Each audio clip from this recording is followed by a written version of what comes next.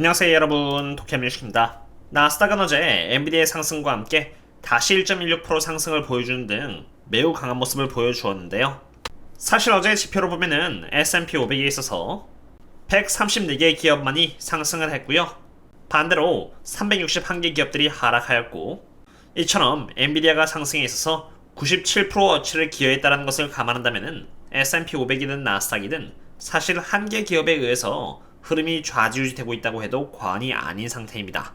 어제 엔비디아는 무려 6% 다시 반등을 하면서 최근 하락을 많이 회복하였는데, 그러한 가운데 더 광폭적인 움직임을 보인 기업은 바로 리비안으로 폭스바겐과 5빌리언 달러짜리 조인 벤처를 하게 되었다는 발표와 함께 지금 주가가 무려 46%나 오른 상태입니다. 조인 벤처의 내용을 조금 더 살펴보고자 하는데요. 우선 리비안의 CEO RJ는 트위터에 공식적으로 폭스바겐 측으로부터 5빌리언 달러 규모의 투자를 받았다는 내용을 발표했는데요. 이를 통해서 리비안의 소프트웨어와 전자 플랫폼은 폭넓은 확장성을 가질 수 있게 되었다라고 하였습니다.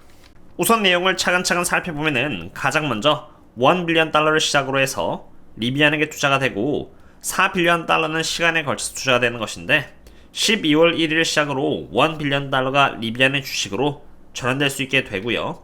2빌리언 달러는 25년과 26년에 각각 투자가 될 계획이며, 나머지 또 2빌리언 달러는 2026년에 또 투자가 이어질 계획이라고 밝힌 것입니다. 어쨌든 투자가 되기로 했고요. 그럼 이제 리비안이라는 기업을 펀더멘탈 측면에서 한번 바라보고자 합니다. 우선 매출액을 보시면은 이렇게 분기별 기준으로 꾸준히 이렇게 우상향해 나가는 모습을 보이고 있습니다. 그러나 사실 매출액을 제외하고는 리비안의 펀더멘탈은 사실 모두 나쁩니다. 이비다는 영업이익과 비슷한 개념으로 순이익에서 이자와 텍스 그리고 감가상각 등을 다시 더해서 영업활동을 통해서 벌어들인 그 수익 자체만 바라보고자 할 때 사용된 지표인데, 지금은 이렇게 마이너스인 상태이기 때문에 돈을 잃고 있는 상태이고요.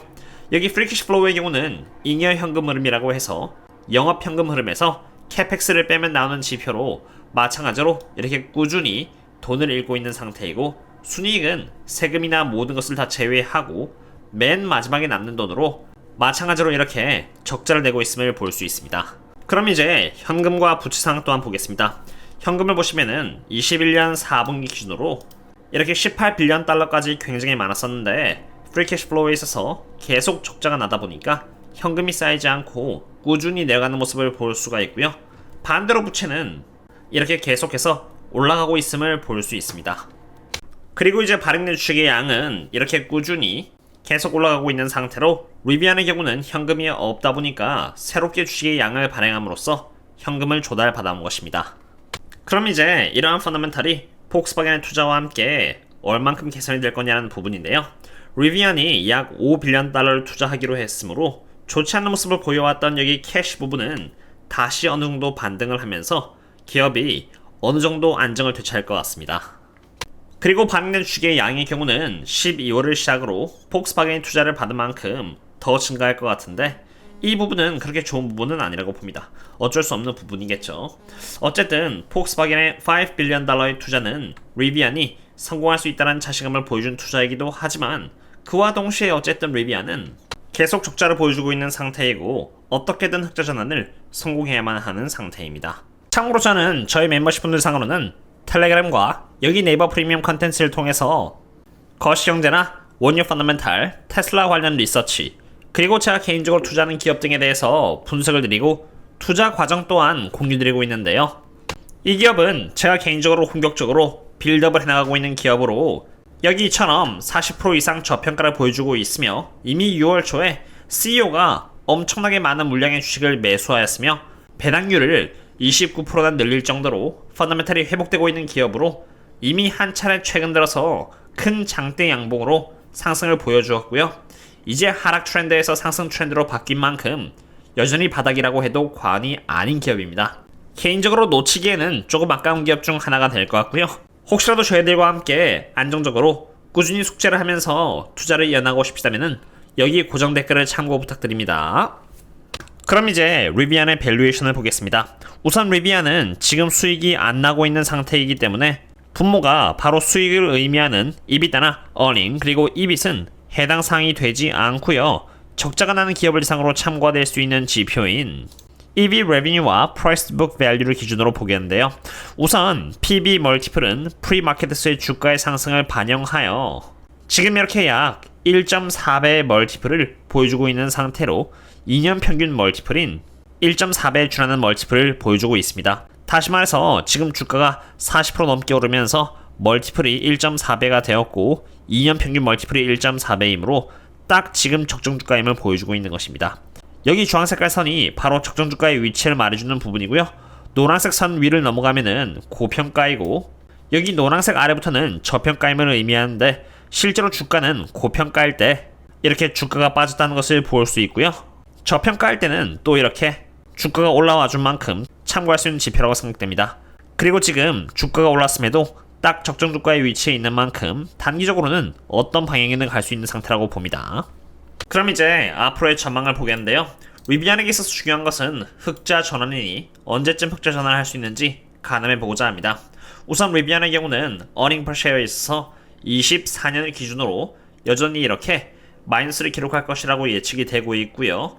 적자 흐름은 여기 2025년, 26년 그리고 27년까지도 계속될 것이라고 이렇게 많은 애널리스트로 하여금 평가가 되고 있는 상태입니다. 참고로 빨간색이면 마이너스이고 초록색이면 플러스입니다. 그럼 이제 본격적으로 매출액을 보겠는데요.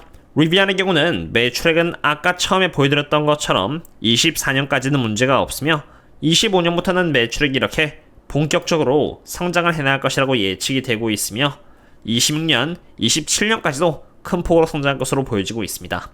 그리고 마진율은 24년까지는 이렇게 계속 마이너스를 기록했다가 25년을 시작으로 7%, 11%, 13%등 이렇게 플러스가 될 것이라고 보여지고 있는데 여기서 마진율은 그로스 마진이라고 해서 매출액에서 자동차를 만드는 데 들어가는 비용인 이 원가 비용을 제외하고요. 그럼 그것을 저희들은 매출 총이익이라고 하는데 이 매출 총이익을 다시 매출액으로 나누었을 때 매출 총이익률이라는 그로스 마진이 나오는 것입니다. 25년을 시작으로 매출 총이익률이 플러스가 된다는 것은 25년부터는 적어도 원가 비용보다는 돈이 남기 시작한다는 것을 의미합니다. 하지만 그게 그렇다고 흑자 전환을 했다는 의미는 전혀 아닙니다. 흑자 전환을 하려면은 순이익에서 플러스가 되어야 한다는 것인데 아까 보셨던 것처럼 27년까지는 흑자 전환이 되지 않을 것이라고 예측이 되고 있고요. 흑자 전환이 되려면은 원가 비용을 제외하고 영업 비용에 들어가는 인건비나 R&D 그리고 세금 모든 부분까지도 감안이 되어야 하는데 그러한 부분을 감안한다면은 27년까지는 여전히 적자라는 것을 의미합니다. 지금까지 이렇게 리비안에 대해서 알아보았고요.